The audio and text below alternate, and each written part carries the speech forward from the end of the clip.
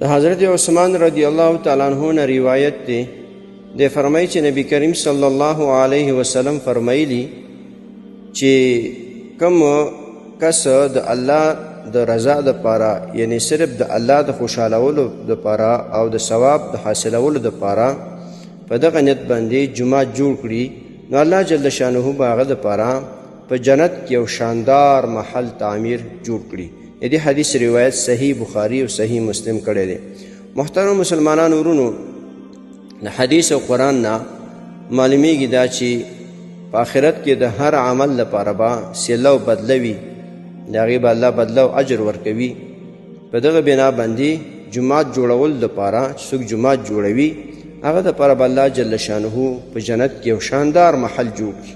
لکه دنیا کې موږ او تاسو کوشش دا کوو چې ځان دپاره ښه کور جوړ کړو، ښه تعمیر جوړ کړو، یو بل سره مقابله وکړو چې زما کور دغه نه ډېر اعلی دی، ډېر بهتر دی، قسمه قسمه کوټې او ټیلونه او تاقونه دا پکې جوړوو، تشنابونه وغیره. خو څومره چې ضروریات وي ښایسته کور جوړول غواړو، یو بل سره مقابله کوو دې دپاره چې کور ښه جوړ کړو. لیکن دا دنیا ختمېدونکې ده، دا دنیا ته به نه یې، دا کور به دې وي، دا پیسې ته نه لاړې.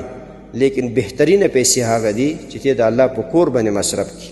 تا په دنیا کې د الله کور ښایسته جوړ کړو، نو الله جل شانه به تا ته په آخرت کې، یعنې په جنت کې به تا ته یو شاندار ښایسته کور جوړ کړي.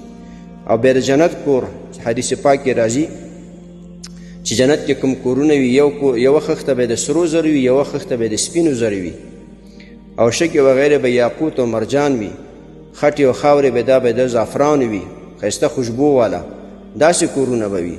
محترم مسلمانانو ورونو، دنیا هسې پاتې کېدونکې ده، دنیا ختمېدونکې ده، یو ورځ به مرې. نو چې مرې راځه چې تا ته کوم الله حلال مال درکړی دی هغه پیسې د الله په کور ولګوه، د الله کور جوړ کړه چې تا ته الله په جنت کې کور درکړي. او کله چې جومات د پاره جوړول لپاره وعده وکړي چې راځه به جومات کې سیخ اخلمه، سیمټ به اخلمه، دا کومه دا به کومه، خپله وعده پوره کوه، وعده خلافي مه کوه. د دې وجې نه یو خدا چې د الله په کور کې د وعده وکړه نو بیا هغې خلاف ورزي مه کوه، هغه ورکه. د شیطان به تا باندې کوشش دا کوي چې رکه دا پیسې دې ورکړي، غریب به شي او سرمایه به دې کمه شي، دا به شي دا به شي دا به شي، هېڅ شی ولا کوشي، پیسې به دې نور هم زیاتېږي. ځکه الله خو ډېر مهربانه ذات دی، ته الله پیدا کړی وي، دا پیسې ډالر هم الله درکړي دي، خو چې تا دغه پیسې د الله په کور ولګولې، الله سخي ذات دی، الله به نورې درکوي.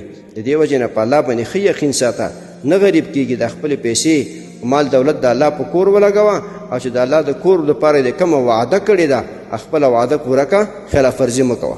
محترمو مسلمانانو ورونو، تاسو ته چې کوم روزانه د حدیث دا مفهوم راځي نو د مهربانۍ او د ثواب له مخې نورو مسلمانانو ته لیږدوئ او شیر کوئ. والسلام. د دیوبندي مسلک حنفي کاروان سټوډیو لخوا وړاندې کیږي.